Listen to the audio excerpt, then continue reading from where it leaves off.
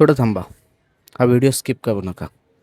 मी कुणाच्या बाजूने बोलत नाही आहे किंवा मी कुणाच्या विरोधातही बोलत नाही. मी एक सामान्य माणूस म्हणून एक साधी गोष्ट समजावण्याचा प्रयत्न करतो.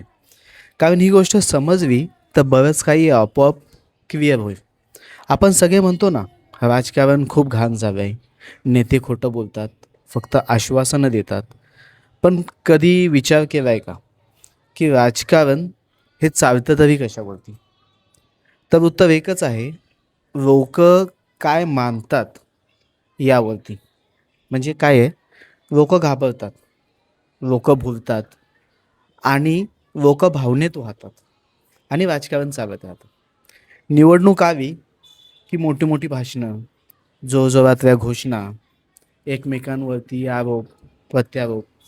कोणी म्हणतं ते आले तर देश बुडेल, कोणी म्हणतं आम्हीच देश वाचू. पण एक साधा प्रश्न आहे, भाषण सोडून खरं काम किती झालं? तुमचा रस्ता, पाणी, नोकरी, महागाई हे सगळं खरं सुटलं का? आता मी जागरूक बोलतोय. हा अर्थ खूप मोठा नाही आहे. जागरूक म्हणजे जो माणूस थोडा थांबून विचार करतो. म्हणजे टी व्हीवर काही दाखवलं म्हणजे लगेच खरं मानत नाही. व्हॉट्सअपवरती मेसेज आला म्हणजे लगेच ते फॉरवर्ड करत नाही.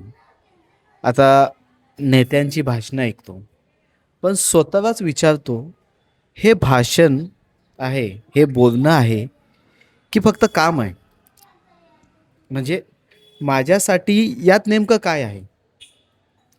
इतकं एक गोष्ट खरं आहे, जर लोक प्रश्न विचारायला लागले तर नेत्यांना काम करावं लागतं. नेत्यांना काम करावं लागेल.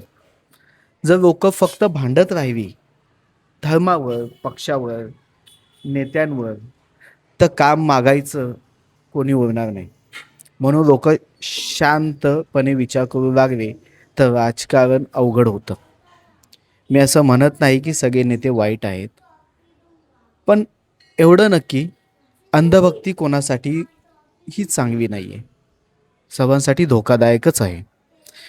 नेता कोणताही असो, त्याला प्रश्न विचारलेच पाहिजे.